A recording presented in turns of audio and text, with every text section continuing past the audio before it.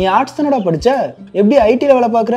எந்த டிகிரினாலும் பரவாயில்லண்ணா. சென்னையில் இருக்க எஸ்எல்ஏ ஐடி ட்ரைனிங் இன்ஸ்டியூட் தான் நான் ட்ரைனிங் எடுத்தேன். மாதம் 30,000 சம்பாதிக்கிறேன். சூப்பர்டா. For IT training and placement, contact 88707 67784.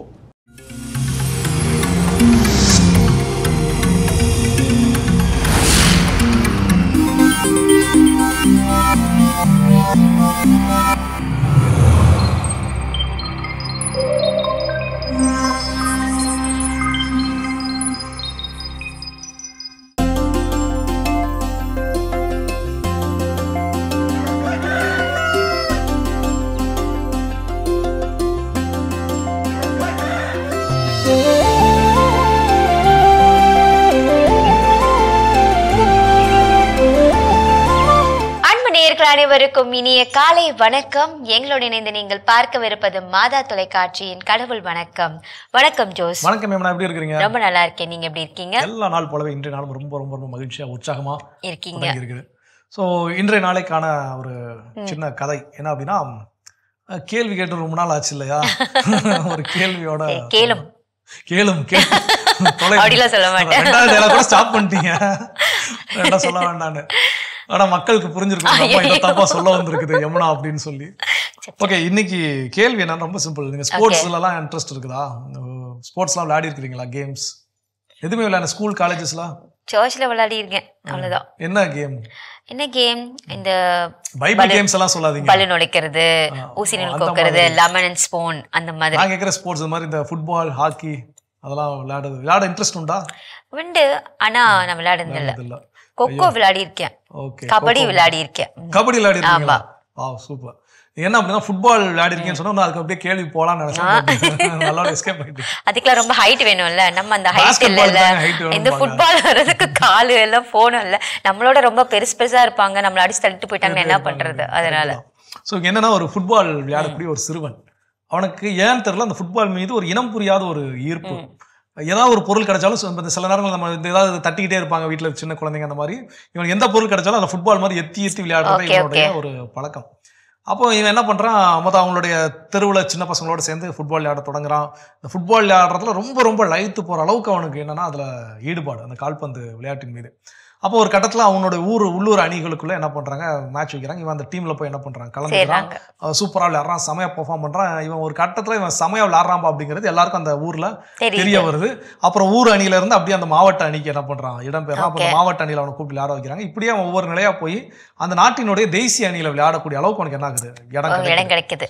அப்போ இவன் போய் அங்க விளையாட போனா, இவன் இது வரைக்கும் இவங்க கிராமப்புறத்துல இருந்து போனனால ஷூ போட்டு விளையாடுனதெல்லாம் கிடையாது. அப்ப அங்க போய் ஃபர்ஸ்ட் ஷூ போட்டு விளையாடணும். ஷூ போட்டு விளையாடுறப்போ அவனுடைய கால்கள் என்னமோ சம்திங் மிஸ் ஆகுது. ஆமா, ஏதோ நமக்குள்ள போட்டுருக்காங்களே, ஏதோ டிஸ்டர்ப் ஆகுது. அப்போ இயல்பா விளையாடக்கூடிய அந்த ஆட்டம் என்பது அங்க குறையுது, இல்லாம போகுது. அப்ப இவன் ஒரு சில ட்ரிக்ஸ் எல்லாம் வச்சிருக்கான். அந்த ட்ரிக்ஸ் எல்லாம் வேலைக்கு ஆகாதுன்னு அந்த பயிற்சியாளர், நீ வேஸ்ட் ஃபெலோ அப்படின்னு சொல்லிக்கிட்டே இருக்கிறாரு. ஒரு கட்டத்துல இந்த அணியை ரெப்ரசென்ட் பண்ணி இவங்க போன மேட்ச்ல ஜெயிப்பாங்கன்னு எதிர்பார்த்த மேட்ச்ல படுதோல்வியை சந்திக்கிறாங்க. அப்போ அவ்வளவுதான், இனிமேல் இந்த டீம் ஃபுட்பால் அவ்வளவுதான், இந்த டீம் ஃபுட்பால் எந்திக்கவே அவ்வளவுதான், முடிஞ்சிருச்சு, இந்த அணிக்கு வாழ்வு நிறைவு பெற்றது அப்படிங்கிற அளவுக்கு எல்லாரும் பத்திரிகையெல்லாம் என்ன பண்ண ஆரம்பிச்சிட்டாங்க, எழுத ஆரம்பிச்சிட்டாங்க.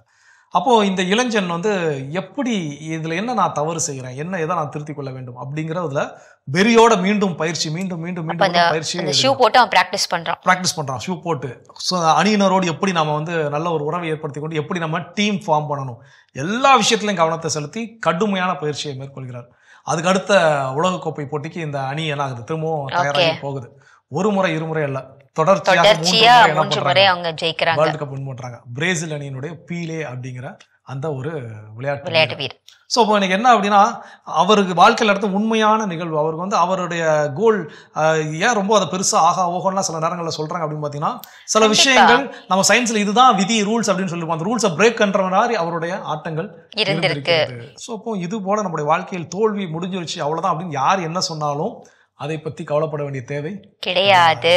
சூப்பரான ஒரு விஷயத்தை இன்னைக்கு சொல்லியிருக்கீங்க ஒரு கதை மூலமா. இந்த சிந்தனையோட இந்த நாளை தொடங்கலாம். இப்பாலை தரிசனம் பார்க்கலாம்.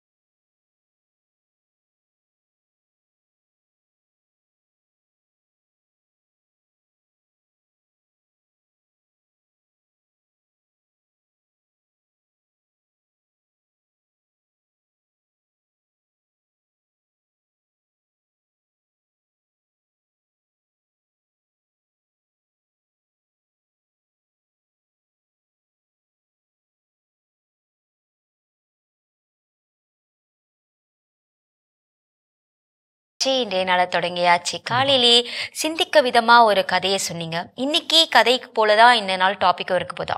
நிச்சயமா. ஏன்னா அவருடைய வாழ்க்கையிலிருந்து கற்றுக்கொள்ள வேண்டியது. அவர் போல ஏராளமான மாமனிதரோட வாழ்க்கையில அவங்க எல்லாம் தோல்வி அடைந்த பிறகு அந்த தோல்வியை என்னவா மாத்தினாங்கன்னா வெற்றியா மாத்தினாங்க. நம்ம இன்னைக்கு சில நேரங்களில் சின்ன சர்க்கிள்கள் கூட ஒரு மிகப்பெரிய தோல்வி நம்மளால் எழுந்திருக்க முடியாத அளவுக்கு நம்ம என்ன பண்றோம், பாரத்தை ஏற்றிக்கொள்கிறோம். அப்போ அப்படி தோல்விகரமான ஒரு மனநிலையில நான் இருக்கிறேன், என் லைஃப்ல நான் தொட்டதெல்லாம் தோல்விதான் அப்படின்னு நம்ம மைண்ட் செட்ல இருக்கிறேன்னா அந்த மனநிலையிலிருந்து வெளிவருவது எப்படி, அதற்கு நாம் என்னென்ன செய்ய வேண்டும்? அப்போ முதல் விஷயம், ஒரு தோல்வி வருதா நம்ம அதை ஏற்றுக்கொள்ள வேண்டும். அந்த தோல்வி எப்படி ஏற்றுக்கொள்ள வேண்டும்? இந்த தோல்வியிலிருந்து நான் கற்றுக்கொள்ள வேண்டிய பாடம் என்ன? நாங்க என்ன தப்பு செஞ்சேன், எதனால இது எனக்கு மிஸ் ஆச்சு, நான் எதனால எனக்கு இந்த புதிய புதிய எண்ணங்களில் என்னோட இன்ட்ரெஸ்ட் போக மாட்டேங்கி, ஏன் புதிய புதிய வாய்ப்புகளை நான் வேணான்னு சொல்லி தட்டி தட்டி கழிச்சுக்கிட்டு இருக்கிறேன். ஸோ அப்போ இது போன்ற கேள்விகள் தான் அந்த விஷயத்துலேருந்து வெளிவருவதற்கு உதவும். அதாவது நமக்கு பயம் அப்படிங்கிறத பற்றி சொல்லுவாங்க. இந்த பயம் என்ன அப்படின்னா, இருட்டை பார்த்து நமக்கு பயம் கிடையாது. யாருக்குமே இருட்டை பார்த்து பயம் கிடையாது. இருட்டில் ஏதாவது இருந்துருமோ, ஏதாவது மிதிச்சிருவோமோ, ஏதாவது ஏதாவது ஒரு பயம். அதுதான், அதாவது ஒரு பேய் இருக்குதா இல்லையாங்கிற விஷயம். இருட்டுல ஏதாவது பேய் இருந்துருமா, இருட்டுல ஏதாவது நம்மளை தாக்கிருமா, இருட்டுக்குள்ள போறப்ப ஏதாவது காலில் நம்மளை கடிச்சிருமா, இதுதான் பயமே தவிர இருட்டை குறித்த பயம் அப்படின்னு கிடையாது. அப்ப அந்த கேள்வியை சரிவர கேட்கின்ற பொழுது அந்த பயத்திலிருந்து நம்மால் வெளிவர முடியும். சூப்பர். கற்றுக்கொள்வோம், தொடர்ந்து பேசுவோம். படுத்த பகுதி பார்க்கலாம்.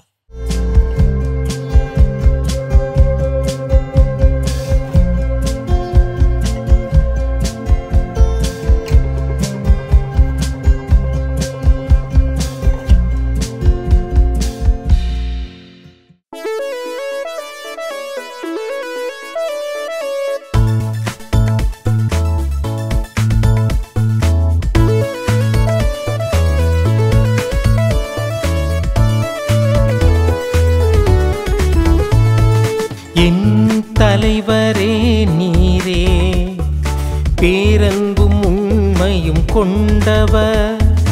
என் தலைவரே நீரே, பேரன்பும் உண்மையும் கொண்டவர். என் தலைவரே, என் மேல் இரக்கமாயிரும். ஏனெனில் நாள் முழுவதும் உம்மை நோக்கி மன்றாடுகிறேன். உம்மடியானின் மனதை மகிழச் செய்யும். என் தலைவரே, உம்மை நோக்கி என் உள்ளத்தை உயர்த்துகின்றேன். என் தலைவரே நீரே, பேரன்பும் உண்மையும் கொண்டவர். என் தலைவரே நீரே, பேரன்பும் உண்மையும் கொண்டவர்.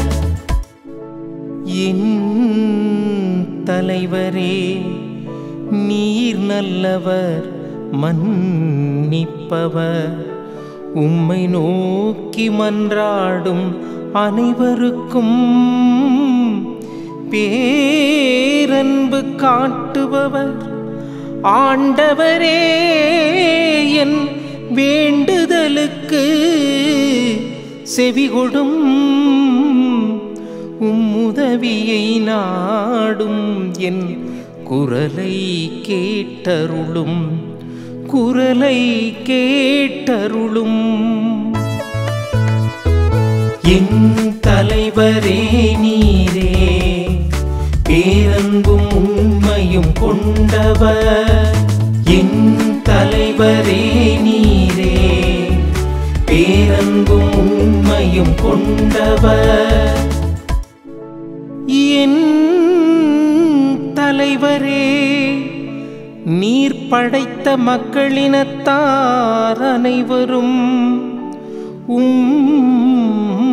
திருமுன் வந்து உம்மை பணிவர்.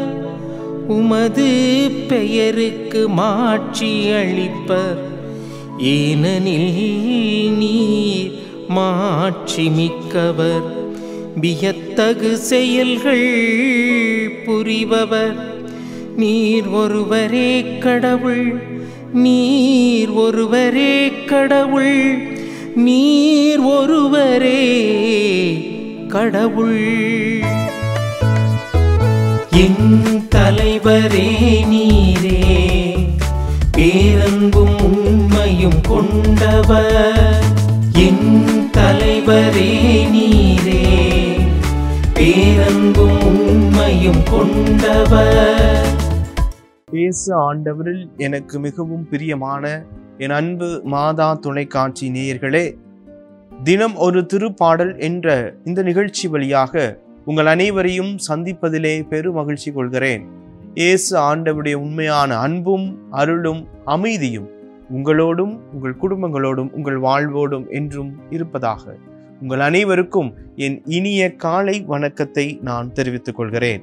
பிரியமானவர்களே, இன்று திரு அவை நமக்கு சிந்திப்பதற்காக திருப்பாடல் 86 கொடுத்திருக்கிறது. இதனுடைய பல்லவியை நாம் பார்க்கின்ற போது, என் தலைவரே நீரே பேரன்பும் உண்மையும் கொண்டவர்.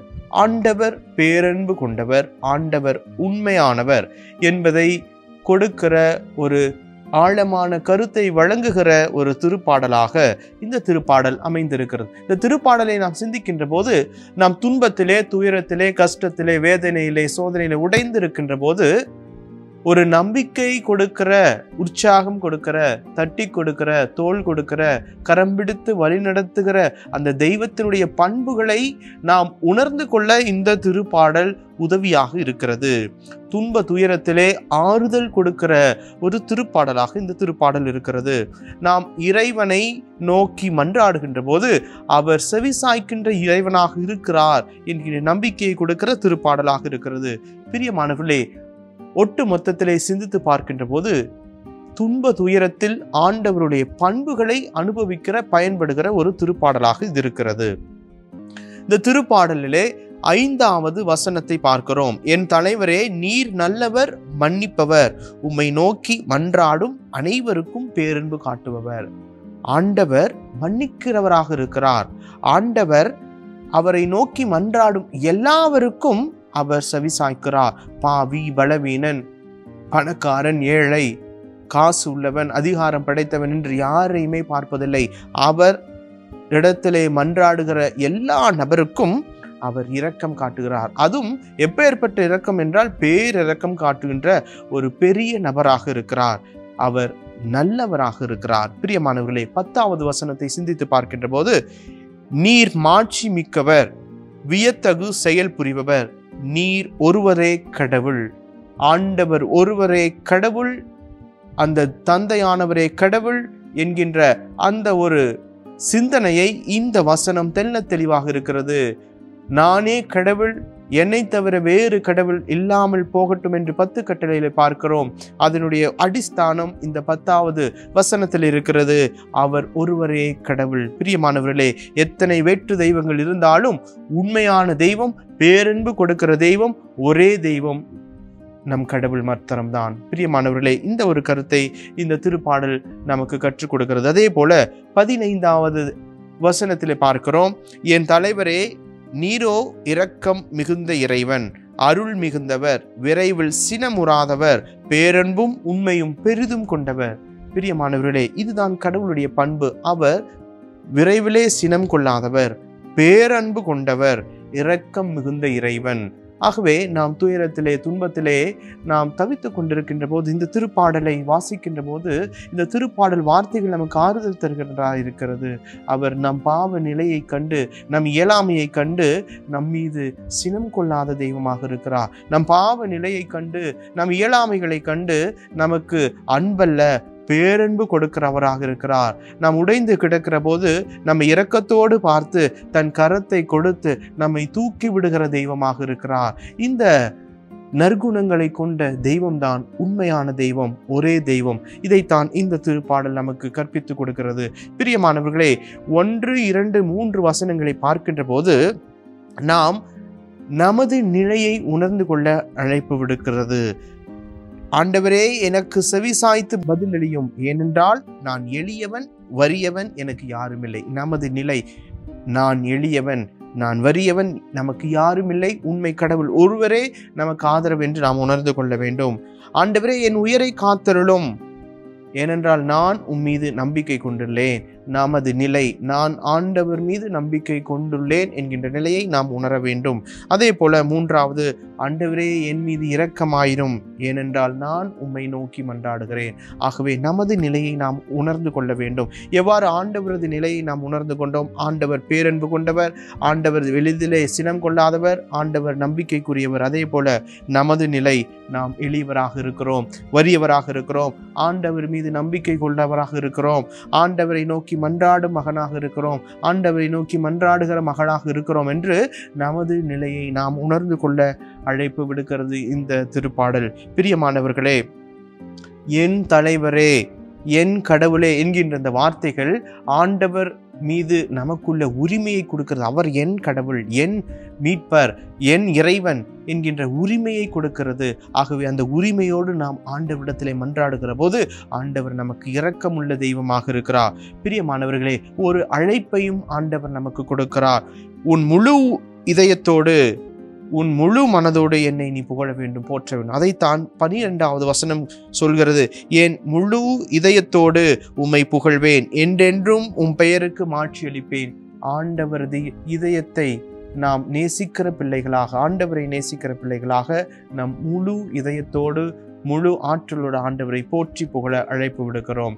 கண்களை மூடி ஆண்டவர் பாதத்தில் ஒப்பு கொடுப்போம்.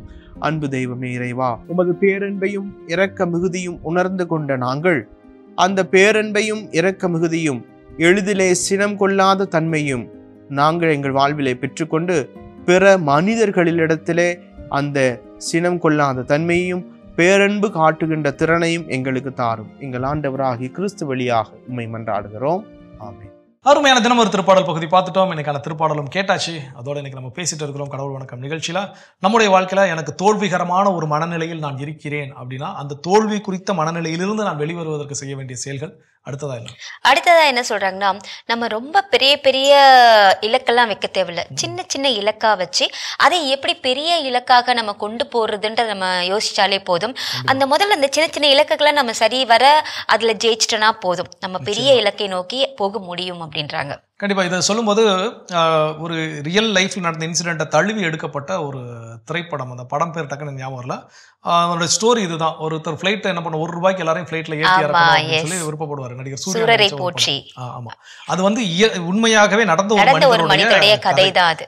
ஏர் டக்கான் அப்படிங்கிற நிறுவனத்தினுடைய தலைவர். இப்ப அது நிறுவனம் இல்ல, இருந்த போதிலும் அவர் அதை தொடக்கத்தை செல்கின்ற பொழுது இவ்வளவு பெரிய விமானங்கள் எப்படி அதுக்கான வாடகை, அது எரிபொருள், அதற்கான மெயின்டெனன்ஸ் இதெல்லாம் ரொம்ப அதிகமா இருக்கின்ற பொழுது அப்ப ஏன் அதை நம்ம ஒரே கனெக்ஷன், ஒரே டைரக்ட் ஃபிளைட்டா இல்லாம கனெக்டட் ஃபிளைட்னு இன்னைக்கு நம்ம நிறைய சொல்றோம் இல்லைங்களா? ஒரு இடத்துல இருந்து டெல்லிக்கு போகணுமா, அப்போ பெங்களூர்ல ஒரு ஸ்டாப் பண்ணி திரும்ப டெல்லிக்கு போறது. சோ அப்படி கனெக்டட் ஃபிளைட்ஸ் அப்படிங்கிற கான்செப்ட் அங்க வர்றதுக்கு காரணம் யாருன்னா இது போல நமக்கு சில வாழ்க்கையில இதெல்லாம் எனக்கு தடையாக இருக்கின்றது, இதெல்லாம் என்னால முடியாம இருக்குது அப்படின்னு சொல்லுகின்ற பொழுது அதற்கு இது எல்லாம் என்னுடைய ஐடியாஸ், சின்ன சின்னதாக நான் அதை பிரித்து அதை கையாளுகின்ற பொழுது அதனால் எந்த பெரிய இலக்கை அடைய வேண்டுமோ அதை சென்று என்னால் அடைய முடியும். சூப்பர். தொடர்ந்து பேசலாம். இப்ப அடுத்த பகுதியை பார்க்கலாம்.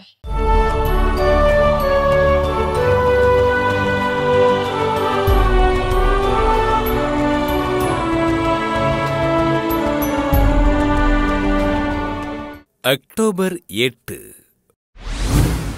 புனிதர்கள் செர்ஜியூஸ் மற்றும் பாக்கஸ். கிபி 3ஆம் நூற்றாண்டில் ரோமை நகரில் பிறந்த செர்ஜியூஸ் மற்றும் பாக்கஸ் ஆளுநர் மேக்சியானுஸ் படையில் இராணுவ வீரர்களாக பணியினை செய்தார்கள். பேரரசன் டயோக்ளேசியன் கிறிஸ்தவர்களுக்கு எதிராக 10வது மறைக்கழகத்தினை ஏற்படுத்திய காலத்தில் கிறிஸ்துவ நெறிகளை ஏற்றுக்கொண்ட செர்ஜியூஸும் பாக்கஸும் யாருக்கும் தெரியாமல் திருமுழுக்கு பெற்று கிறிஸ்தவர்களாக வாழ்ந்து வந்தனர்.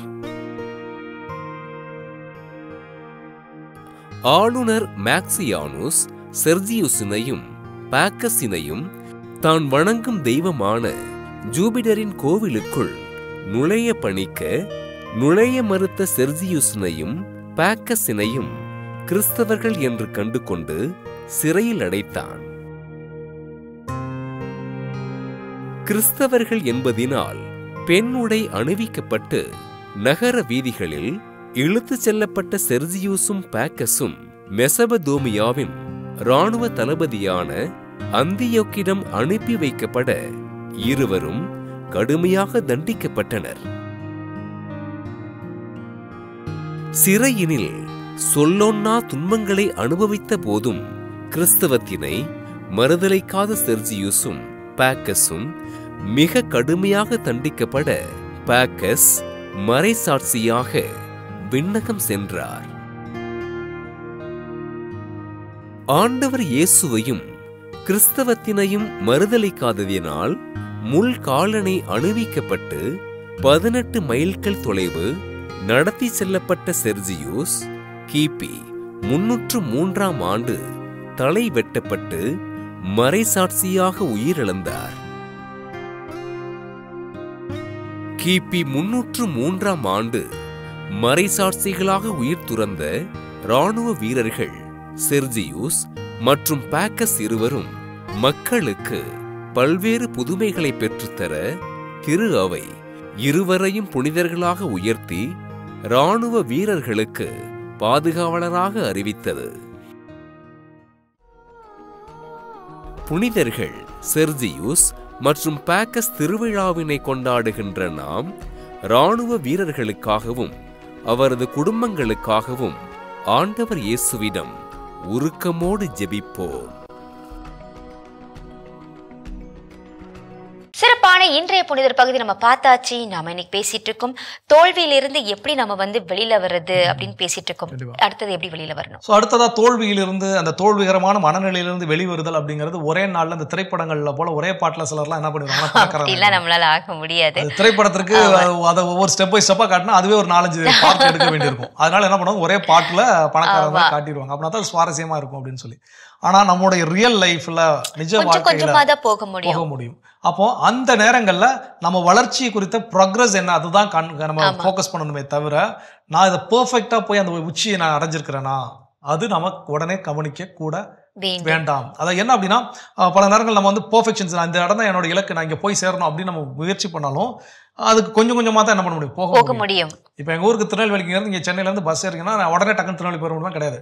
அங்க இருந்து போகணும், திருச்சி போகணும், மதுரை போகணும், இதெல்லாம் கொஞ்சமா டிராவல் பண்ணி போனா தான் திருநெல்வேலி போய் சேர முடியும். ஸோ இது போல நம்முடைய வாழ்க்கையில அந்த ப்ராக்ரஸ் தொடர்ச்சியாக நான் இயங்கி கொண்டிருக்கின்றேனா, நேற்று எனக்கும் இன்றைய எனக்கும் என்ன ஒரு வித்தியாசத்தை நான் காண்கின்றேன், அது வளர்ச்சியை நோக்கி போயிருக்குதா, இதுதான் முக்கியமே தவிர நான் இலக்கை சென்று இன்னைக்கு அடைஞ்சிட்டேனா, நாளைக்கு அடைஞ்சிட்டேனா, 10 நாள்ல போய் சேர்ந்துட்டேனா, 20 நாள்ல போய் சேர்ந்துட்டேனா, அதெல்லாம் அப்படி கிடையவே கிடையாது. ஓகே, தொடர்ந்து பேசலாம். இப்ப அடுத்த பகுதி பார்க்கலாம்.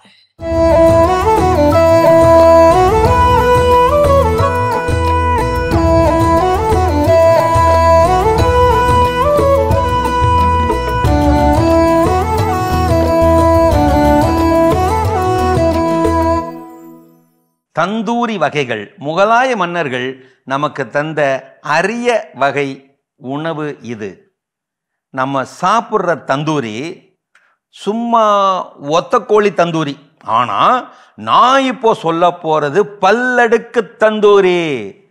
ஒரு உண்மையான தந்தூரியின் செயல்முறையே ஒரு கதை போலத்தான் இருக்கும். கேட்க நீங்க ரெடியா? அடுக்கி சொல்ல இதோ நான் ரெடி. முதல்ல நெருப்புல வாட்டின சிட்டுக்குருவியை தோல் உரிப்பாங்க. அந்த சிட்டுக்குருவியை அதே மாதிரி வாட்டி தோல் உரிச்ச காடைக்குள்ள வச்சு வாட்டுவாங்க.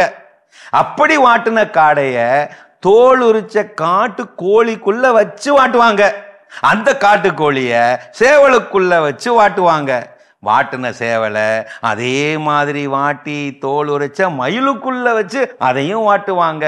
அதோட விட மாட்டாங்க, வாட்டின அந்த மயிலை முழு ஆட்டை தோல் உரிச்சு மசாலா தடவி அதுக்குள்ள வச்சு இன்னொன்னும் வாட்டிக்கிட்டே இருப்பாங்க நெருப்புல.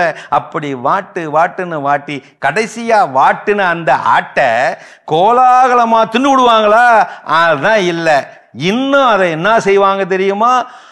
அந்த வாட்டின ஆட்டை ஏற்கனவே தோல் உரிச்சு வாட்டி வச்சிருக்கிற ஒரு முழு ஒட்டகத்துக்குள்ள வயிற்ற கிழிச்சு அதுக்குள்ள தினுசா மசாலா தடவி தேய்ப்பாங்க. அந்த ஒட்டகத்தை, எந்த ஒட்டகத்தை? அதாங்க வாட்டின சிட்டுக்குருவி, காடை, காட்டுக்கோழி, சேவல், மயில், முழு ஆடு, இவை எல்லாத்தையும் உள்ளடக்கின அந்த ஒட்டகத்தை ஒரு பெரிய பள்ளத்து நெருப்பு கங்களை காட்டுன்னு காட்டி வாட்டுன்னு வாட்டி எடுப்பாங்க. அந்த ஒட்டகத்தை பொது வழியில வைப்பாங்க. சமமா சரிசமமா சமபந்தியா சுத்தி வர உட்காந்து கோலாகலமா கூடி கொண்டாடி சர்வகாசமா சாவகாசமா சாப்பிடுவாங்க.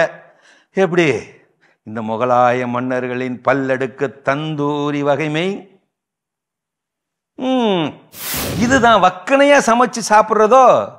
பாருங்க இந்த மனுஷ பயல்களை, ஒட்டகத்தை விட மாட்டானுங்க, பாவம் சிட்டுக்குருவியையும் விட மாட்டானுங்க. பல்லடுக்கு பல சைஸ் அசைவ உயிரினங்களின் அசையா மாறான ஊர்வலங்களை சுற்றித்தான் இந்த மனித கூடுகைகளின் கொண்டாட்ட கோலாகல திருவிழா கோலங்கள் எல்லாமே. ஆச்சரியமா இல்ல? ஒருத்தர் முன்னேறதை பார்த்து நாம ரொம்ப சந்தோஷப்படுறோம்னா அது கோயில் பிரசாத வரிசையில மட்டும்தான். இப்படி ஒரு புலம்பல். பிரியாணி வேணும்னா கூட உடனே சமைச்சிடலாம். ஆனா இந்த பழைய சோறு வேணும்னா தான் ஒரு நாள் காத்து கிடக்க வேண்டி இருக்கு. இதுதான் வாழ்க்கை. பிறப்பு ஒரு முறை, இறப்பு ஒரு முறை, வாழ்க்கை ஒரு முறை. ஆனால் இந்த சாப்பாடு மட்டும் தினமும் 3 முறை. கூச்சப்படாம சாப்பிடுங்க, ஆரோக்கியமா இருங்க. அருமையான கதைகள் ஆயிரம் பகுதி பார்த்துட்டோம். அதோட இன்னைக்கு நம்ம பேசிட்டு இருக்கிறோம் கடவுள் வணக்கம் நிகழ்ச்சியில ஒரு தோல்விகரமான மனநிலையிலிருந்து நான் வெளிவருவதற்கு செய்ய வேண்டிய செயல்கள். அடுத்ததா என்ன சொல்றாங்கன்னா, ஒரு நேர்நிலையான எண்ணங்களை நாம் உருவாக்கி கொள்ள வேண்டும். அப்படி ஒண்ணு நம்ம செய்யும் பொழுது நிச்சயமா நம்மளுக்கான அந்த தோல்வி நிலை மனநிலையிலிருந்து நம்மளால வெளியில் வர முடியும். கண்டிப்பா. நான் எப்பவுமே நான் இப்படிதான்ப்பா, எனக்கு எதுவுமே கிடையாதுப்பா, நான் ஒரு செயலை செஞ்சுட்டேன், ஆனா அதெல்லாம் வெற்றி பெற முடியல. ஆனா அது எப்படி செய்யணும்னா கத்துக்கிட்டு நம்ம அதுல இருந்து செய்ய முடியும் அப்படின்ற எண்ணத்தை நம்ம உருவாக்கி கொள்ள வேண்டும். கண்டிப்பா. எனக்கு அதாவது சொல்லுவாங்க, தெரிஞ்ச விஷயத்தை நல்லா செய்வேன், தெரியாத விஷயத்தை கத்துக்கிட்டு செய்வேன். சோ அப்ப அந்த மனநிலை அதுதான் நம்மை தோல்விகரமான ஒரு மனநிலையிலிருந்து நம்மை வெற்றிகரமான ஒரு மனநிலைக்கு அதை நம்மை மாற்றும். அதனால எப்பவுமே நெகட்டிவா செல்ஃப் டாக் பேசுறதை விட்டுட்டு கொஞ்சம் அந்த எதிர்நிலை எண்ணங்களை ஓரந்தள்ளி வச்சுட்டு நாம் நேர்நிலையான வார்த்தைகளால் நம்மை நிரப்பிக் கொள்கின்ற பொழுது நிச்சயமாக தோல்விகரமான மனநிலையிலிருந்து வெளிவர முடியும். சூப்பர். தொடர்ந்து பேசலாம். இப்ப அடுத்த பகுதியை பார்க்கலாம்.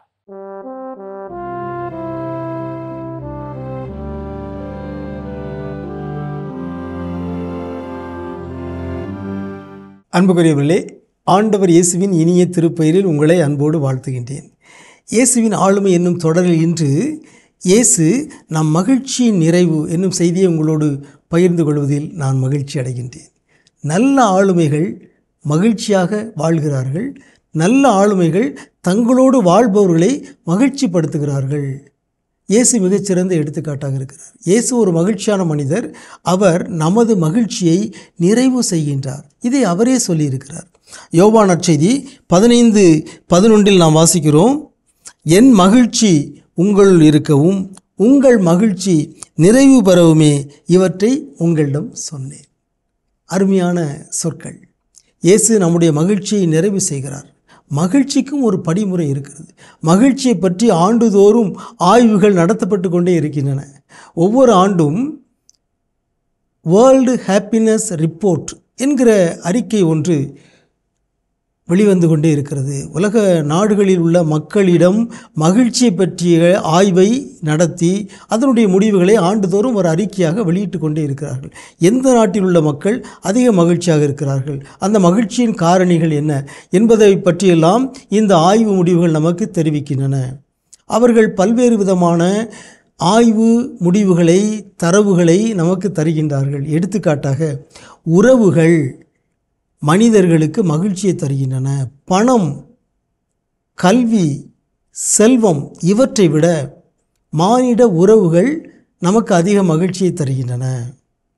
இலக்குகளோடு வாழ்கின்ற பொழுது அது மகிழ்ச்சியை தருகிறது.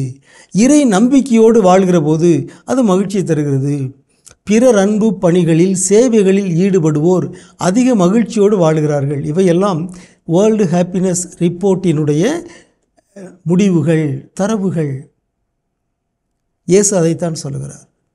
நீங்கள் மகிழ்ச்சியாக வாழ வேண்டும், உங்கள் மகிழ்ச்சி நிறைவு பெற வேண்டும் என்றால் நீங்கள் என்னோடு வாழுங்கள், என் கட்டளைகளை கடைப்பிடியுங்கள், அப்பொழுது உங்கள் மகிழ்ச்சி நிறைவு பெறும்.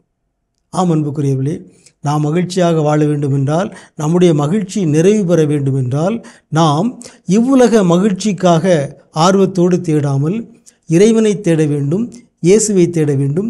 இயேசுவே நம் மகிழ்ச்சியின் நிறைவாக இருக்கிறார். உங்களுக்கு அமைதி உரித்தாகுக. சிறப்பான இயேசுவின் ஆளுமை பகுதியை நம்ம பார்த்தாச்சு. நாம இன்னைக்கு பேசிட்டு இருக்கோம் ஒரு தோல்வியான மனநிலையிலிருந்து நம்ம அதை எப்படி மாற்றிக்கொள்ள வேண்டும் பேசிட்டு இருக்கோம் இல்லையா? அடுத்ததை எப்படி மாத்திக்கணும்? ஸோ அடுத்தது என்னன்னா, நமக்கு தோல்வி அடைகின்ற பொழுது பெரும்பாலும் நமக்கு இருக்கக்கூடிய இன்னொரு கெட்ட பழக்கம் என்னன்னா, ஒப்பிட்டு பார்க்கிறது. ஆமா, அவங்க இப்படி பண்ணிட்டாங்கல்ல, இப்படி வந்துட்டாங்கல்ல, எனக்கு மட்டும்தான் இது நடக்க மாட்டேங்குது. ஸோ ஒரே நேரத்தில் நம்ம பல நேரம் நம்ம சொல்லியிருக்கிறோம், இன்னைக்கு எல்லாருக்குமே ஒரு யூனிக்கான கொஸ்டின் பேப்பர்ஸ் இருக்குது, அதுக்கு யூனிக்கான ஒரு ஆன்சர்ஸ் இருக்கு. என்னுடைய ஆன்சர் உங்களுக்கு பொருந்தாது, உங்களுடைய ஆன்சர் எனக்கு பொருந்தாது. அப்போ நான் பிறரோடு ஒப்பிட்டு பார்ப்பதை நிறுத்திவிட்டு, ஓகே இது இவங்களுக்கு மட்டும்தான் நடக்கும். சில நேரங்கள் நம்ம சொல்லுவது, இவங்களுக்கு நான் மட்டும்தான் எல்லாரும் ஹெல்ப் பண்றதுக்கு ஆட்கள் உடனடியாக வருவாங்க, எனக்கு ஹெல்ப் பண்றதுக்கு நான் யாரை கூப்பிட்டாலும் வரமாட்டாங்க அப்படிங்கிற ஒரு எண்ணமாக இருக்கலாம். இதுபோல எவ்வளோ எண்ணங்கள் நம்ம சொல்லிக்கிட்டு இருக்கலாம். அந்த ஒப்பிட்டு பார்க்கக்கூடிய எண்ணங்களை தூர தள்ளி வைத்து விட்டு, இதுல இருந்து நான் என்ன கற்றுக்கொள்ள வேண்டும்? ஓகே, இன்னைக்கு எனக்கு உதவி செய்ய ஆள் இருக்கிறாங்க, இல்ல அதான் சொல்லுவாங்க, நான் நன்றி சொல்கிறேன், நான் கேட்டவுடன் உதவியை செய்தவர்களுக்காக நான் நன்றி சொல்கிறேன், நான் நன்றி சொல்கிறேன், இன்னும் அதிகமாக நான் நன்றி சொல்கிறேன், நான் கேட்டவுடன் முடியாது என்று ஒதுங்கி சென்றவர்களுக்காக. ஏன் அப்படின்னா, அவர்கள் இல்லாமல் அந்த செயலை என்னால் செய்ய முடியும் என்பதை அவர்கள் என்ன பண்ணியிருக்காங்க, நிரூபிச்சிருக்காங்க. ஸோ அப்போ நம்ம வாழ்க்கையில் எது நடந்தாலும் இப்படிப்பட்ட ஒரு மனநிலையோடு நம்ம அணுகுகின்ற பொழுது தோல்விகரமான மனநிலையிலிருந்து நம்மால் வெளிவர முடியும். சூப்பர், தொடர்ந்து பேசலாம். அதுக்கு நிறைய பிரேக் போயிட்டு வரலாம்.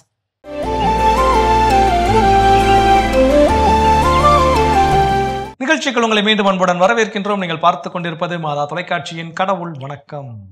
சிறப்பான நாளில் பேசிட்டு இருக்கிறோம். நம்முடைய வாழ்க்கையில தோல்விகரமான ஒரு மனநிலையிலிருந்து நாம் வெளிவருவதற்கு செய்ய வேண்டிய செயல்கள் அடுத்ததா என்ன சொல்றாங்க? அடுத்த என்ன செய்ய சொல்றாங்கன்னா, எப்பவுமே நம்மளை சுத்தி நமக்கு எனர்ஜி கொடுக்கக்கூடியவங்க, ஒரு பாசிட்டிவான எண்ணத்தை உருவாக்கக்கூடியவங்களை நம்ம பக்கத்துல வச்சுக்கணும் அப்படின்றாங்க. ஏன்னா அப்படிப்பட்ட நபர்களை நாம பக்கத்துல வச்சுக்கும் போதுதான் நம்மளால இந்த தோல்வியான அந்த மனநிலையில இருந்து வெளியில வர முடியும் அப்படின்னு சொல்றாங்க. ஏன்னா நம்ம எப்பவுமே பாத்தீங்கன்னா, நம்மளே ஒரு கவலையில இருப்போம், நாமளே என்னடா இப்படி அழைச்சிட்டு இருப்போம். அந்த டைம்லயும் நம்ம நமக்கு நெகட்டிவா பேசுற மனுஷங்களை வச்சிருந்தா நம்மளால வர முடியுமா? வர முடியாது. நிச்சயமா. நீங்க சொல்லும்போது 1983ஆம் ஆண்டு கிரிக்கெட் உலகக்கோப்பை இறுதிப் போட்டின்னு நினைக்கிறேன். அப்போ அந்த இறுதிப் போட்டியில ஒரு குறிப்பிட்ட இந்திய பந்து வீச்சாளர் பந்துகளை எல்லாம் துவம்சம் பண்றாங்க, மேற்கிந்திய தீவு அணியை சேர்ந்தவங்க. அப்போ ஒருத்தர் விவி ரிச்சர்ட்ஸ் அவரோட விக்கெட்டை என்னவே பண்ண முடியலன்னா, எடுக்கவே முடியல. அப்போ மீண்டும் அந்த பந்து வீச்சாளரை நம்பி அந்த அணியினுடைய தலைவர் கபில் என்ன பண்றாரு, ஓகே நான் உனக்கு என்ன பண்றேன், ஒன் மோர் சான்ஸ் கொடுக்குறேன், நான் உன்னை நம்புறேன், உன்னால முடியும், ஓவரை இவங்க எவ்வளவு அடிச்சாலும் பரவாயில்ல, இது என்ன பண்ண முடியும், ஒரு வாய்ப்பு. அப்போ அந்த நம்பிக்கை என்ன பண்ண முடிஞ்சுன்னா, அதே ஓவரில் அவருடைய விக்கெட் என்ன பண்ண முடியுது, எடுக்க முடியுது. ஸோ இப்போ இன்னைக்கு கிரிக்கெட் வரலாற்று மிகப்பெரிய நல்ல மகத்தான கேட்சஸ், அதாவது பிடிச்ச விஷயங்கள் அப்படின்னு சொல்லி ஒரு பட்டியல் போட்டா அதுல இந்த ஒரு கேட்சுக்கும் முக்கியத்துவம் வாய்ந்த ஒரு இடம். அந்த படத்துலயும் அதே காட்சியில பெருசா என்ன பண்ணிருப்பாங்கன்னா, கொஞ்சம் அந்த சினிமாத்துவம் கலந்து. ஸோ அப்போ இது போல நம்முடைய வாழ்க்கையில் நம் மீது நம்பிக்கை வைக்கக்கூடிய நபர்கள் நம்ம பக்கத்துல இருந்தாங்கன்னா, நம்ம தோல்வி அடைந்தாலும் கூட ஒன்றும் பிரச்சனை இல்லை, உன்னால முடியும், நீ அதுக்கு இது என்ன சின்ன சர்க்கிள் அப்படின்னு நமக்கு உத்வேகம் கொடுத்து நம்மை மீண்டும் எழுந்து ஓட செய்வார்கள். அப்போ அப்படிப்பட்ட நபர்களை நம்மோடு வைத்திருப்பது ரொம்ப ரொம்ப முக்கியம். கற்றுக்கொள்வோம். இன்னும் வேற என்ன விஷயம் இருக்குங்கிறத தொடர்ந்து பேசுவோம்.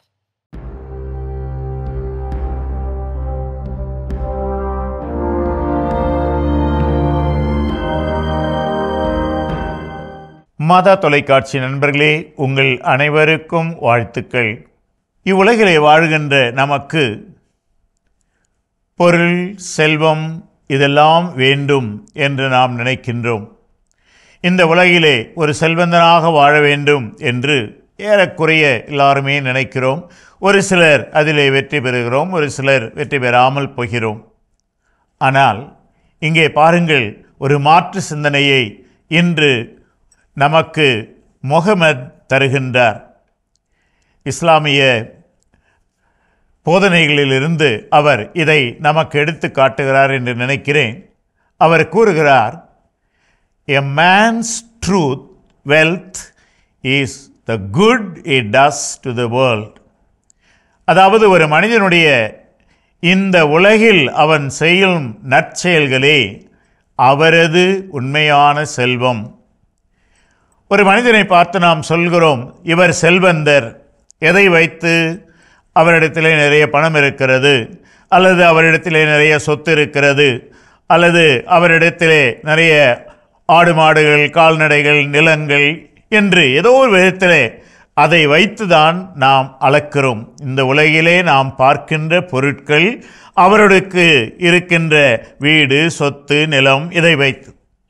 ஆனால் இறைவாக்கினர் முகமது ஒரு வித்தியாச கண்ணோட்டத்தை, ஒரு மாற்று சிந்தனையை, ஒரு மாற்று உண்மையை இன்று நமக்கு கற்றுத்தருகிறார்.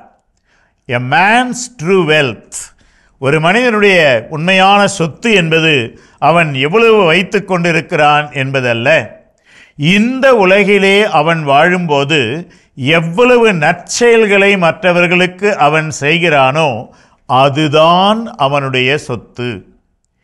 ஆண்டவர் இயேசு கூட நற்செய்தியிலே இப்படித்தான் சொல்லியிருக்கிறார், நீ மற்றவர்களுக்கு செய்கின்ற நன்மையால் உனது வாழ்வு நன்மைத்தனம் அளவாக கருதப்படும் என்று. நண்பர்களே, இன்று நாம் ஒரு முடிவுக்கு வர வேண்டும். சொத்து, பணம், வீடு என்று நினைப்பதை விட்டு நான் மற்றவர்களுக்கு என்ன நன்மை செய்கின்றேனோ அதுதான் என்னுடைய சொத்து, அதுதான் என்னோடு கூட வரும் என்பதை உணர்ந்தவர்களாக நன்மை செய்வதில் ஈடுபடுவோமா? கட்டாயமாக மகிழ்ச்சியோடு வாழ்வோம்.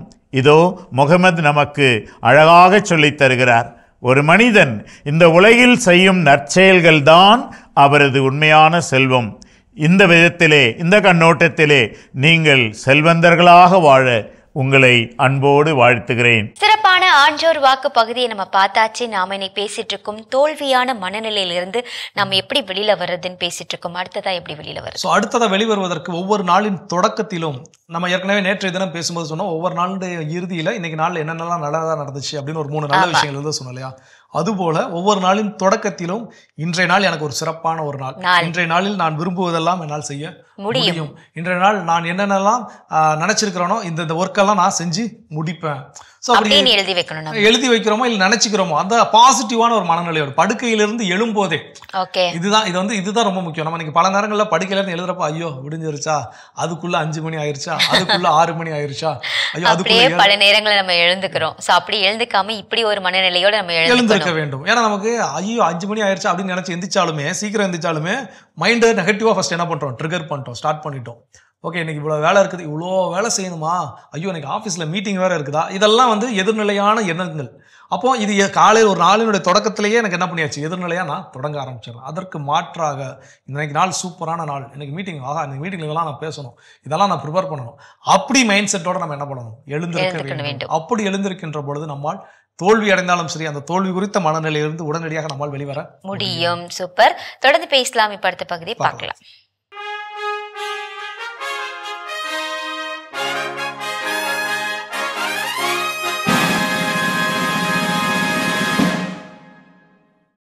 இந்தியராகிய நாம் என்கிற இந்த தொலைத்தொடர் வழியாக இணைந்திருக்கின்ற அன்பு உள்ளங்கள் அனைவருக்கும் இனிய வணக்கத்தை தெரிவித்துக் கொள்கின்றேன்.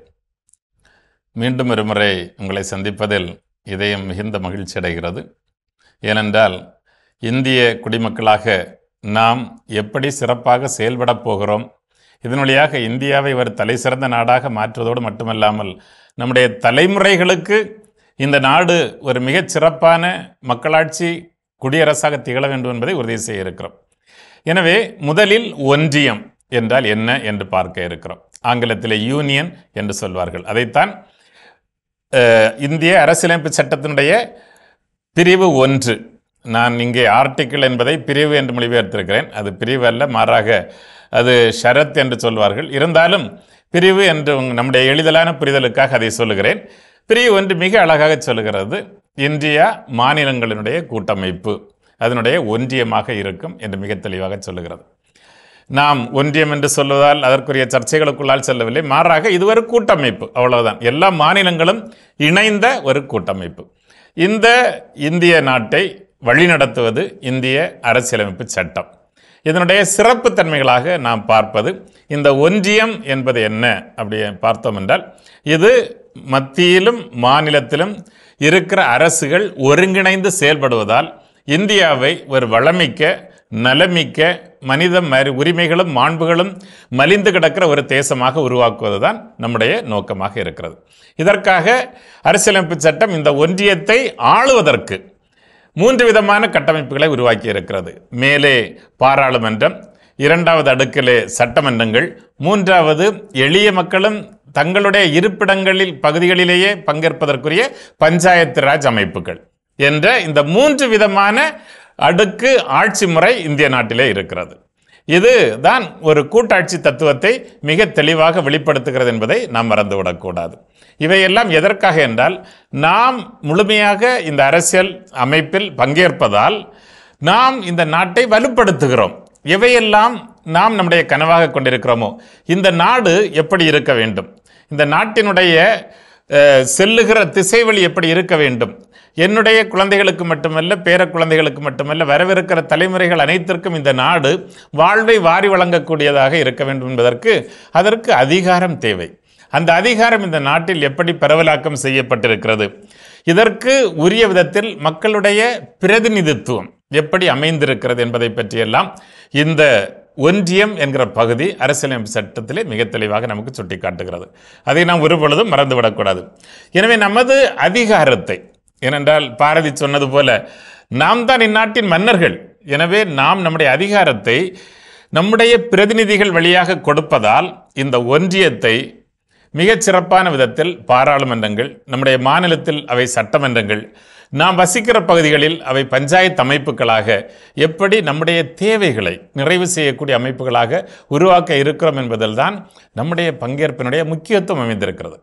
நாம் மிக எளிதாக குறை சொல்லி கடந்து விடலாம். அது சரியில்லை, இது சரியில்லை, ரோடு சரியில்லை, குடிதண்ணி கிடைக்கல, பஸ் வரல, இப்படியெல்லாம் நாம் சொல்லிக்கொண்டே போகலாம், பல்வேறு குறைகளை அடுக்கிக் கொண்டே போகலாம்.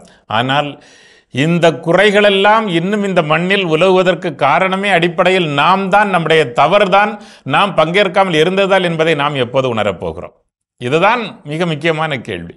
நாம் அவர்கள் மீது குறை சொல்லி கொண்டிருக்கலாம், ஆனால் நாம் சரியாக பங்கேற்றிருந்தால் கடந்த 75 ஆண்டுகளில் இந்த அரசியல் அமைப்பு சட்டம் நமக்கு தந்திருக்கின்ற உரிமைகளை, அது உருவாக்கி வைத்திருக்கிற நிறுவனங்களை, அமைப்புகளை சரியான விதத்தில் நாம் பயன்படுத்தியிருந்தால், நாம் பங்கேற்றிருந்தால் கண்டிப்பாக இந்த நாட்டை நம்முடைய முன்னோர்கள், நம்முடைய நாட்டினுடைய சுதந்திரத்திற்காக பாடுபட்ட நம்முடைய முன்னோர்கள், இந்த அரசியலமைப்பு சட்டத்தை உருவாக்கி தந்த மாமேதைகள் எந்த இந்தியாவை கனவு கண்டார்களோ அந்த இந்தியாவை கண்டிப்பாக நம்மால் உருவாக்கி இருக்க முடியும்.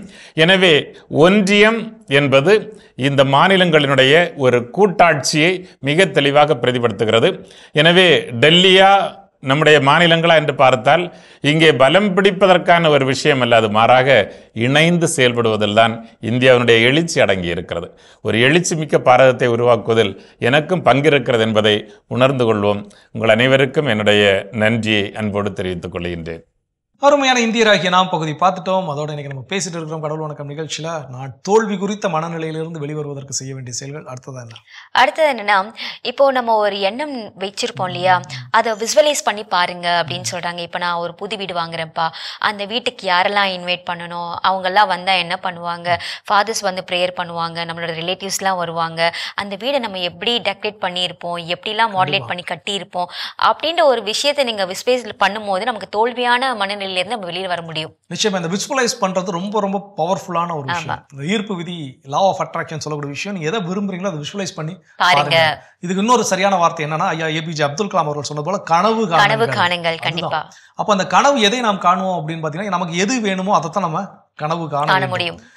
இன்னொன்று என்னன்னா, இன்னொரு விஷயம் என்ன சொல்லலாம்னா, நமக்கு எதெல்லாம் கனவாக வருகிறதோ, எதெல்லாம் என்னால் இமேஜின் பண்ணி பார்க்க முடியுதோ அதெல்லாம் என்னால் செய்யவும் முடியும். ஏன்னா அது என்னால் செய்ய முடிய போய் தான் நான் அதை என்ன பண்ணுறேன், இமேஜின் பண்ணி நான் பார்க்குறேன்.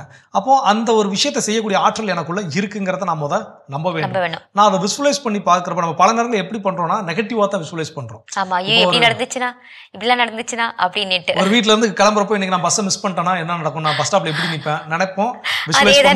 அதேதான் நடக்கும். நல்ல விஷயங்களை நம்ம வந்து கனவு காணணும் வேண்டும். அப்ப நல்ல விஷயங்களை கனவு காண அந்த நல்ல விஷயங்கள் நாம் எதை விரும்புகிறோமோ அது நம்ம வாழ்வில் நடக்கவும் செய்யும்.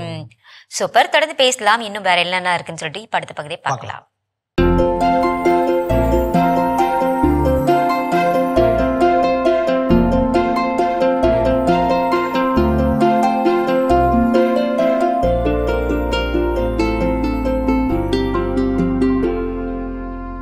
அனைவருக்கும் வணக்கம். இன்றைய பதிவில் நம்ம பார்க்க போகிற முக்கியமான விஷயம் என்னென்னா, எலுமிச்சை சாகுபடியில் இருக்கக்கூடிய ஒரு சில தொழில்நுட்பங்கள். கொஞ்சம் மழை பெய்து முடிந்த வறண்ட காலத்தில் நிலத்தை பொறுத்தளவில் எலுமிச்சை சாகுபடியில் ஒரு சில முக்கியமான விஷயங்கள் நம்ம செய்யணுங்க. அதில் முக்கியமானது கவாத்து. தரையிலேருந்து 1.5 அடி உயரத்துக்கு எந்த கிளைகளும் இருக்க வேணாங்க. முடிஞ்ச அளவுக்கு அதை வெட்டி எடுக்கலாம். நோய்கள் எங்கேருந்து உருவாகும் அப்படின்னா, மழை தண்ணீர் பட்டு அது தெரித்து ஒரு இலையில் பட்டுச்சுன்னா அங்கேருந்து தான் நோய் உருவாகும். பக்கத்தில் இருக்கக்கூடிய ஒரு களை செடி 3/4 அடி அல்லது 1 அடி உயரம் இருக்கிறப்ப அதிலிருந்து வரக்கூடிய பூச்சிகள் தான் நமக்கு பூச்சிகளை உருவாக்கும். அதனால் முடிஞ்ச அளவுக்கு தரையிலேருந்து 1.5 அடி 2 அடி உயரத்துக்கு எந்த விதமான கிளைகள்லாம் வெட்டி எடுங்க. 1. 2வது, முடிஞ்ச அளவுக்கு தேவையில்லாத கிளைகளை வெட்டி எடுங்க. நீந்து போனது, அதாவது ஒல்லியாக இருக்கக்கூடிய கிளைகள் அதெல்லாம் வெட்டி எடுத்துருங்க. சூரிய ஒளி உள்ளே படணும், காற்றோட்டம் வரணும். பச்சையான இலை, கரும்பச்சையான இலை அடர்ந்து போயிருந்தால் பூ வராதுங்க, காய் வராது, காய் பெருக்காது. அதனால் தயவுசெய்து அதிகமான தண்ணீர் கொடுக்கறதோ அதிகமான தழைச்சத்து கொடுக்கறதோ கொடுக்கக்கூடாது. அந்த பயிரை பொறுத்தளவில் மணிச்சத்தும் சாம்பல் சத்தும் நுண்ணூட்ட சத்தும் முக்கியம். கவாத்து பண்ணதுக்கப்புறம் தேவையில்லாத கிளைகளை வெட்டி எடுத்ததுக்கப்புறம் தரைவெளியில் கொடுக்க வேண்டிய முக்கியமான சத்து என்னென்னா, ராக் பாஸ்பேட் அப்படிங்கிற அந்த பவுடர் 1 கிலோ அல்லது 1/2 கிலோ வைக்கலாம் ஒரு மரத்துக்கு. மண்புழு உரம் இருந்ததுன்னா 2 கிலோ வைக்கலாம். அது கூட வேப்ப முன்னாக்கு 1 கிலோ. இதெல்லாம் கீழே வச்சு மூடி தண்ணி கொடுக்கலாம். இன்னும் முடியும்னா செம்மண் நிலமாக இருக்கும் பட்சத்தில் 2லேருந்து 3 கிலோ சாம்பல் அது கூட கலந்து மரத்தை சுற்றி போடணும். இந்த அமைப்பு மேலே 10 நாட்களுக்கு ஒரு முறை மரத்துக்கு 50 மில்லி மீன் அமிலம் அல்லது பஞ்சகாவியா அல்லது ஈயம் கரைசல் அல்லது வேஸ்ட் டீகம்போசர், கடலை புண்ணாக்கு கரைசல் இருந்தால் 200 லிட்டரில் 20 கிலோ கலந்துருந்தோம்னா, அல்லது எள்ளு புண்ணாக்கு 20 கிலோ கலந்துருந்தோம்னா, அல்லது ஜீவாமிர்தம் 200 லிட்டர் தயார் பண்ணி வச்சுருந்தோம்னா, அது கூட பொட்டாஷ் பாக்டீரியா 1 லிட்ரு, வேம்பு 2 கிலோ, ஹியூமிக் அமிலம் 1 லிட்டர் அல்லது 2 லிட்ரு, இதை கலந்ததை ஒரு மரத்துக்கு 2 லிட்டர்னு 100 மரத்துக்கு கொடுக்கலாம். அல்லது மரத்துக்கு 1 லிட்டர்னு 200 மரத்துக்கு கொடுக்கலாம். தெளிப்பு முறையில் 100 லிட்டர் தண்ணியில் 1 லிட்டர் சூடோமோனாஸ் கண்டிப்பாக கொடுக்கணுங்க. ஏன்னா இந்த வெயில் காலத்தில் அதிக அமில பயிருங்கனால அதிகமான பூஞ்சை தொற்று வருங்க, சொறிக்காய் வருங்க. சூடோமோனாஸ் கலந்துக்கணும். அது கூட மீனமிலமோ பஞ்சகாவியாவோ ஈயம் கரைசலோ 2 லிட்டர் கலந்துக்கணும் 100 லிட்டருக்கு. எருக்கு இலை கரைசல் இருந்தால் 30 கிலோ கலந்துக்கலாம். அப்படி எருக்கு இலை கரைசல் கிடைக்கல அப்படின்னா 200 கிராம் சோலு பாருங்கிற போரான் பவுடர் கலந்துக்கணும். கடல் பாசி உரம் 1/2 லிட்ரு, ஹியூமிக் அமிலம் 1/2 லிட்ரு. இது கலந்த கலவையை பயிர்கள் மேலே தெளிக்கணுங்க. 15 நாளுக்கு ஒரு முறை தெளிக்கலாம். காய்கள் நல்ல உருண்டையாக வரக்கூடிய நேரத்தில் இந்த சோலுபாரும் தேமோர் கரைசலும் அல்லது சோலுபாரும் திராட்சை கரைசலும் இந்த கலந்த கலவையை தெளிச்சிங்கன்னா காய்கள் உருண்டு கிடைக்க வாய்ப்பு இருக்குங்க. தோல் ஒல்லியாகவும் நல்ல திடமாக தண்ணியாகவும் கிடைக்க வாய்ப்பு இருக்குது. திராட்சை கரைசல் 10 லிட்டருக்கு 50 மில்லியும், இந்த சோலுபார் 20 கிராமும், அல்லது 10 லிட்டருக்கு 200 மில்லி பஞ்சகாவியா, அது கூட 20 கிராம் சோலுபார். செஞ்சு பார்க்கலாமா? மீண்டும் சந்திப்போம். சிறப்பான உழவும் உயரும் பகுதி நம்ம பார்த்தாச்சு. நாம இன்னைக்கு பேசிட்டு இருக்கோம் தோல்வியான மனநிலை எப்படி நம்ம மாற்றுதுன்னு பேசிட்டு இருக்கோம். அடுத்ததா எப்படி? ஸோ அடுத்ததா என்ன அப்படின்னா, இன்னைக்கு சாதித்த சாதனையாளர்கள் எல்லோருமே அவங்க என்ன அவுட்புட் வேணும், இந்த அவுட்புட் எனக்கு இன்னைக்கு கிடைச்சிருச்சா நாளைக்கு கிடைச்சிருச்சான்னு ஓடுனதெல்லாம் கிடையாது. இந்த அவுட்புட் கிடைக்கிறதுக்கு நான் என்ன எஃபோர்ட் போடுறேன், நான் என்ன வேலை செய்கிறேன், எவ்வளோ ஒர்க் பண்ணுறேன் அப்படிங்கிறதான். இதை சொல்லும்போது ஒரு மிகப்பெரிய நிறுவனம், அது பல அந்த ஃப்ரான்ச்சைஸ்ன்னு சொல்லுவோம் இல்லைங்களா, பல கிளைகளோடு தொடங்கப்பட்ட ஒரு மிகப்பெரிய ஒரு நிறுவனம், ஒரு காஃபி ஷாப்பு. அப்போ அது நாளடைவில் அதனுடைய வியாபாரம் எல்லாம் ரொம்ப டல்லாக போகுது, மிகப்பெரிய கடன் சிக்கலுக்குள்ள ஆகலாறாங்கிற அதனுடைய நிறுவனர் என்ன பண்றாருன்னா இறந்தும் போயிடுறாரு. அப்போ அவருடைய மனைவி என்ன பண்றாங்க, இந்த தொழிலை எடுத்து வராங்க. அப்போ எல்லாருமே அவங்க கணவராலே ஒன்றும் செய்ய முடியல, அவங்க மனைவி என்ன செய்ய போறாங்க, இவங்களால ஒன்றும் செய்ய முடியாது, ஆல்ரெடி இது என்ன ஆயிடுச்சு, திவால் ஆயிடுச்சு, இப்போ இதுக்கு மேலே என்ன செய்ய முடியும் அப்படிங்கிறப்போ நான் மீண்டும் நம்பர் 1 வரணும், திரும்பவும் அந்த பழைய நிலை அடையணுங்கிறது என்னோட இலக்கு. ஆனா அதை நான் நாளைக்கே செஞ்சிருவேன், இன்னைக்கே செஞ்சிருவேன், அவங்க அவுட்புட் என்ன பண்ண எதிர்பார்க்கல. இன்னைக்கு என் எஃபர்ட் நான் திரும்ப திரும்ப என்ன பண்ணுவேன், இதை சரி செய்ய நான் போட்டுக்கிட்டே இருப்பேன். இது நான் ஏற்கனவே தப்பா நடந்திருக்கு, அந்த தப்பெல்லாம் நான் சரி செய்ய இந்த விஷயங்கள் என்ன பண்ணுவேன், தொடர்ந்து செய்து கொண்டே இருப்பேன். அடுத்த ஓரிரு வருடங்கள்ல பாத்தீங்க அப்படின்னா அது மீண்டும் பழைய முன்னைய நிலைக்கு என்ன ஆகுது, வந்து நிக்குது.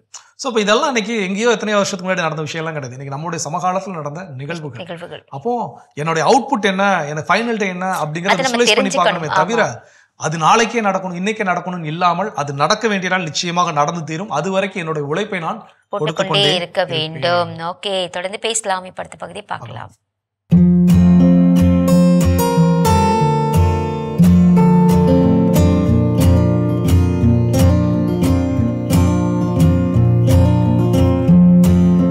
அன்பான மாதா தொலைக்காட்சி நேயர்களுக்கு வணக்கம்.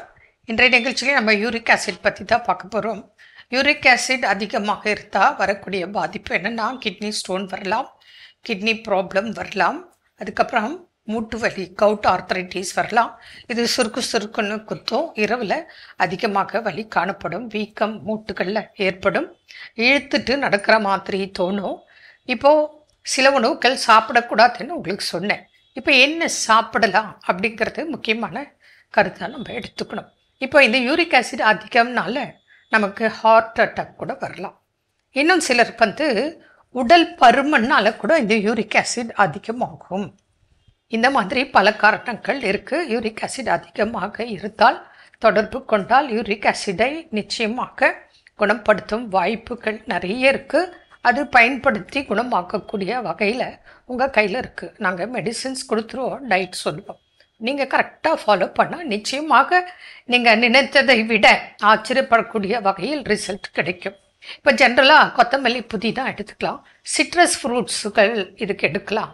அதுக்கப்புறம் பார்த்தோன்னா மஞ்சள் நிறையா சேர்த்துக்கலாம், ஆப்பிள் சேர்த்துக்கலாம், முடக்கத்தான் கீரை சேர்த்துக்கலாம், திராட்சை பழம் இருக்கு இல்லையா, பழம் தோல் விதையோடு நம்ம சாப்பிடணும். கருப்பு திராட்சை இருக்குல்ல, சீடு உள்ளது, அந்த தோலோட விதையோட மென்று சாப்பிடணும். புரியுதுக்கலாம்?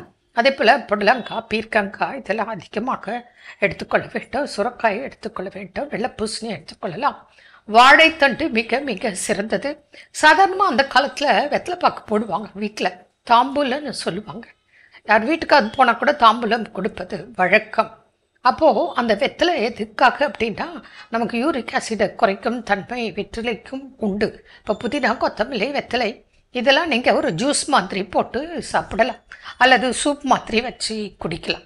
இது போல் உணவுகளை நம்ம நிறைய சேர்த்துக்கணும். அதே போல் சுக்கு சீரகம் மிளகு இதெல்லாம் சேர்த்து நம்ம ரசம் வைப்போம் இல்லையா, அந்த மாதிரி மிளகு ரசம் வச்சுக்கலாம். சுக்குமல்லி காப்பி குடிக்கலாம். இது போல் எடுத்தோன்னா நமக்கு யூரிக் ஆசிட் வர்றதை இருக்கிறதையும் குறைக்க முடியும். மினிமம் 3 லிட்டர்ஸ் தண்ணி டெய்லி நம்ம குடிக்க வேண்டிய அவசியம். உடல் பருமனால் 70 to 80% இந்த யூரிக் ஆசிட் வர வாய்ப்பு இருக்குது. சுகர் அதிகமாக நம்ம சாப்பிட்றதுனால கூட யூரிக் ஆசிட் அதிகம் ஆகக்கூடிய வாய்ப்பு இருக்குது. அதனால் ஸ்வீட்ஸ், அதாவது ஒயிட் சுகர், சீனி என்று சொல்லக்கூடிய ஒயிட் சுகரை நம்ம கண்டிப்பாக அவாய்ட் பண்ணணும். அதுலேயும் இந்த யூரிக் ஆசிட் உள்ளவங்க கட்டாயம் சேர்த்துக்க கொள்ளக்கூடாது. யூரிக் ஆசிட் உள்ளவங்க ஃபாஸ்டிங் இருக்கக்கூடாது, வேகமாக உடல் எடையை குறைக்கக்கூடாது. உடல் பருமன் அதிகமாக இருந்து யூரிக் ஆசிட் அதிகமாக இருந்தால் அவங்க உடல் எடை குறைப்பது ஒரு மாதத்துக்கு 1 கிலோ அல்லது 2 கிலோ அப்படி படிப்படியாகத்தான் குறைக்க வேண்டும், வேகமாக குறைக்கக்கூடாது. மதுபான வகைகளை எடுக்கக்கூடாது. சிலருக்கு ஹைப்பர் டென்ஷன், அதாவது அதிக இரத்த அழுத்தம் உள்ளவங்க அதுக்கான மெடிசன் எடுப்பாங்க இல்லையா, அவங்களுக்கு கூட இந்த யூரிக் ஆசிட் அதிகமாக ஆகிறதுக்கு காரணமாக இருக்குது.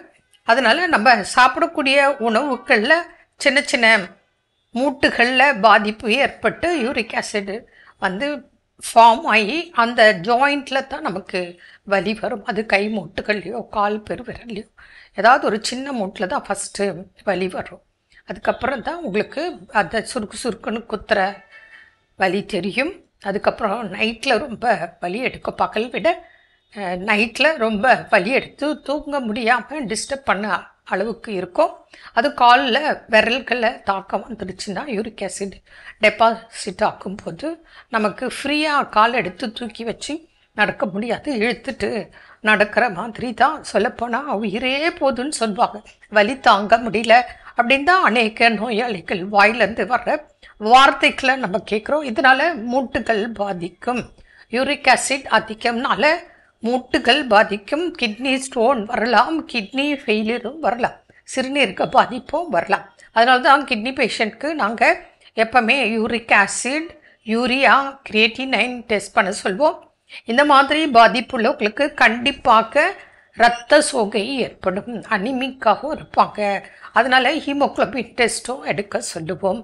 அதனால ஒரு மாதம் அவங்களுக்கு முக்கியமாக இந்த யூரிக் ஆசிட்லாம் டெஸ்ட் பண்ணி ரிப்போர்ட்டோட பார்த்துட்டு ஒவ்வொரு மாதமும் அவங்களுக்கு மருந்துகளும் உணவுகளும் என்னென்ன அவங்களுக்கு கரெக்டாக கடைப்பிடிக்க வேண்டும் அதையும் சொல்லுவோம். சன் பாத் எடுக்கணும், ப்ரீத்திங் எக்ஸசைஸ் செய்யணும், மைல்டாக அவங்களுக்கு மூட்டுக்குன்னு எக்ஸசைஸ், உடற்பயிற்சி, முத்ராஸ் இதெல்லாம் சொல்லித்தரோம். உணவோட கூட என்னென்ன சாப்பிடணும், என்னென்ன சாப்பிடக்கூடாது, கண்டிப்பாக ஒயிட் சுகர் சேர்க்கவே கூடாது. மேலும் கூல்ட்ரிங்க்ஸ் சாப்பிடக்கூடாது, பாட்டில் ட்ரிங்க்ஸ், மதுபான வகைகள் கண்டிப்பாக அருந்தக்கூடாது. என்ன நேர்களே, இதெல்லாம் கடைபிடிக்கும் போது நிச்சயமாக யூரிக் ஆசிட் எவ்வளோ இருந்தாலும் நார்மலுக்கு கொண்டு வர முடியும். அது நாங்கள் சொல்லித்தரோம்.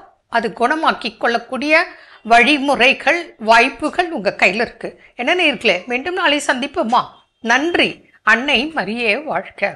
அருமையான நம்ம ஒரு வைத்தியம் பகுதி பார்த்துட்டோம். நிகழ்ச்சியோட நிறைவுக்கும் வந்தாச்சு. ஸோ இன்னைக்கு நாள் பேசிட்டு இருக்கிறோம் தோல்விகரமான மனநிலையிலிருந்து வெளிவருவதற்கு செய்ய வேண்டிய செயல்கள். ஃபைனலாக என்ன சொல்றாங்க? ஃபைனலாக என்ன சொல்றாங்கன்னா, நம்ம பல நேரங்களில் இந்த தோல்வியான மனநிலையை நினைச்சு நாம நம்மளோட உடலையும் நம்ம கெடுத்துட்டு இருக்கோம். அப்படி இல்லாம நம்மளோட உடல் ஆரோக்கியமா இருந்தாதான் நம்மளுடைய மனது ஆரோக்கியமா இருக்கும். நமது மனம் ஆரோக்கியமா இருந்தா மட்டும்தான் நம்மளால வெற்றியை நோக்கி பயணம் செய்ய முடியும். ஸோ இதனால நம்மளோட உடல்நிலையை நல்லா பாதுகாப்பா வைத்துக் கொள்ள வேண்டும் அப்படின்னு சொல்றேன். நிச்சயமா. இது எங்கள் ஹாஸ்டலில் எங்களுக்கு நாங்கள் படிக்கும்போது football match inter block competitions அப்படின்னு வைப்பாங்க. அப்போது எங்களுடைய ஹவுஸ் ஃபர்ஸ்ட் ஹாஃபில் 2 கோல் போட்டு முன்னாடி இருந்துச்சு. அப்புறம் செகண்ட் ஹாஃபில் அங்கங்கன்னு இதாகி கடைசி ஆப்போசிட் டீம் 4 கோல், நாங்கள் 3 கோல் அப்படின்னு சொல்லி அவங்க ஜெயிச்சிட்டாங்க. அவங்க ஜெயிச்ச உடனே எங்களால் அந்த தோல்வி என்ன பண்ண முடியல, ஏற்றுக்க முடியல. ஏன்னா நம்ம ஜெயிப்போம் கடைசி வரைக்கும் இருந்தோம், லாஸ்ட் மினிட்ல இப்படி டக்குன்னு கேம் சைடு மாறிடுச்சு அப்படின்னு சொல்லி எங்களுடைய அந்த சீனியர் பிளேயர்ஸ் எல்லாம் என்ன பண்றாங்கன்னா, இந்த தரையை டம்முன்னு குத்துறது, யாருக்கு என்ன பையன் அப்படிங்கிற மாதிரி ஒரு சில எக்ஸ்பிரஷன். அப்போ எங்க பிடி மாஸ்டர் அவர் தான் அதுக்கு இதா இருந்தாரு, ரெஃப்ரியா இருந்தாரு. அவர் சொன்னாரு, டே என்னடா சின்ன மேட்ச் இதை கையை போட்டு குத்துற அப்படின்னாரு. இல்லை சார் இது அப்படி இப்படின்னு ஒன்று மாதிரி அந்த வேறு சொல்லுவாங்க. அப்போ அவர் சிம்பிளாக சொன்னார், இதே மாதிரி தான் நானும். அவருடைய காலேஜ் டேஸ்ல ஏதோ சொன்னார், ஒரு ஈவெண்ட்டுக்கு போய் தோத்துருக்குறாங்க. தோத்து இவர் என்ன பண்ணிட்டாரு, இதே மாதிரி ஏதோ சம்திங் பஞ்ச் பண்ணி கை என்ன ஆயிடுச்சு, ஃப்ராக்சர் ஆயிடுச்சு. ஃப்ராக்சர் ஆயிட்டா இவரால் என்னன்னா அடுத்த டோர்னமெண்ட் இமிடியேட்டா நெக்ஸ்ட் டோர்னமெண்ட் என்ன பண்ண முடியும், கலந்துக்க முடியல. சோ அப்படிதான் நம்மளோட உடல்நிலையை கெடுத்துக்கொள்கிறோம். நம்ம என்ன ஒரு விஷயம் தோல்வி அப்படின்னா நம்ம நாமே காயப்படுத்திக் கொள்வது, நம்மள அக்கறை இல்லாமல் நடந்து கொள்வது, ஒழுங்கா சாப்பிடுறது கிடையாது, தூங்குறது கிடையாது. ஸோ இப்போ இது என்னன்னா அடுத்த ஒரு வாய்ப்பே நம்ம கிட்ட என்ன பண்ணிடும், தட்டி பறிச்சு விடும். அப்போ அவர் சொன்னதுதான், ஒருவேளை திரும்ப இன்னொரு வாய்ப்பு இருக்கும், இன்னொரு ஸ்போர்ட்ஸ் விளையாடுறதுக்கான சான்சஸ் இருக்குது. லீக் மேட்ச் தான், இன்னும் ஃபைனல் திருச்சு, நாக் அவுட் மேட்ச் கூட இல்லை. அதுக்காக நம்ம உழைக்கணுமே தவிர்த்து நம்மளுடைய உடல்நிலையை கெடுத்துக் கொள்ள கூடாது. ஸோ அப்போ அதிலும் கவனம் செலுத்துதல் ரொம்ப ரொம்ப முக்கியம். அப்போ உடல் ஆரோக்கியமாக இருந்தால் நான் இன்னும் ஆரோக்கியமாக செயல்பட முடியும். நான் ஆரோக்கியமாக செயல்பட்டால் என்னால் தோல்விகரமான மனநிலையிலிருந்து வெளிவர முடியும். ஸோ சிறப்பான நாள், சிறப்பான சிந்தனை. எல்லோருக்குள்ளேயும் இந்த மனநிலைகள் வந்து போயிட்டே இருக்கும். அப்போ அது வருகின்ற பொழுது இந்த செயல்கள் செய்து அதை ஈஸியாக என்ன பண்ணிடலாம், துரத்தி அடிச்சிடலாம். ஸோ அப்படிப்பட்ட மனநிலையை நமக்கு கொடுப்பதற்கு கடவுள் நல்ல ஒரு சிந்தனையை கொடுத்துருக்காரு. கடவுளுக்கு நன்றி சொல்லி இன்னைக்கு நாளை யாரெல்லாம் விழா கொண்டாடுறாங்க பார்க்கலாம்.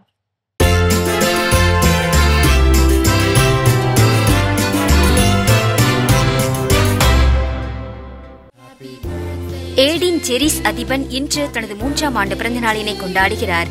இவரை வாழ்த்துபவர்கள் அப்பா, அம்மா, அப்பாயி, தாத்தா, அம்மாச்சி, பெரியப்பா, சித்தப்பா, அத்தை, மாமா, குடும்பத்தினர், உறவினர்கள் மற்றும் நண்பர்கள். தாம்பரத்தை சேர்ந்த லூயிஸ் வெனிலா இன்று தனது பிறந்த நாளினை கொண்டாடுகிறார். இவரை வாழ்த்துபவர்கள் அப்பா தனிஸ்லாஸ், அம்மா கிளாரா மேரி, கணவர், மகள், சகோதரர், சகோதரி, குடும்பத்தினர், உறவினர்கள் மற்றும் நண்பர்கள். ஜேன் ஜேடிடா இன்று தனது பிறந்த நாளினை கொண்டாடுகிறார். இவரை வாழ்த்துபவர்கள் தாத்தா, அம்மாச்சி, ஆச்சி, அப்பா, அம்மா, தம்பி ஜுவான் ஜெடையா, குடும்பத்தினர், உறவினர்கள் மற்றும் நண்பர்கள். இன்று விழா காணும் உங்கள் அனைவருக்கும் இறைவன் தரக்கூடிய அன்பான பரிசு இணைச்சட்டம் 7:14. மற்ற எல்லா மக்களினங்களையும் விட நீங்கள் ஆசீர் பெற்றவர்களாய் இருப்பீர்கள். இந்த இறையாசுடன் நீங்கள் வாழ மாதா தொலைக்காட்சியின் வாழ்த்துக்களும் ஜெபங்களும். அன்பானவர்களே, தோல்வி மனநிலையை மாற்றுவோம், வாழ்வில் வெற்றி பெறுவோம் என்ற இந்த சிந்தனையோடு இன்றைய கடவுள் வணக்கம் நிகழ்ச்சியை நாங்கள் நிறைவு செய்கிறோம். இந்த நாள் இனிய நாளாக உங்க எல்லோருக்கும் அமைய மாதா தொலைக்காட்சியின் வாழ்த்துக்களும் ஜெபங்களும். மீண்டும் உங்கள் அனைவரையும் கடவுள் வணக்கம் நிகழ்ச்சியில் சந்திக்கும் வரை உங்களிடமிருந்து விடைபெறுகிறோம். இயேசுவுக்கே புகழ். மரியே வாழ்க. நீ ஆர்ட்ஸ் தானடா படிச்ச, எப்படி ஐடில வேலை பார்க்குற? எந்த டிகிரினாலும் பரவாயில்லண்ணா. சென்னையில் இருக்க எஸ்எல்ஏ ஐடி ட்ரைனிங் இன்ஸ்டியூட் தான் நான் ட்ரைனிங் எடுத்தேன். மாதம் 30,000 சம்பாதிக்கிறேன். சூப்பர்டா. For IT training and placement, contact 8870767784.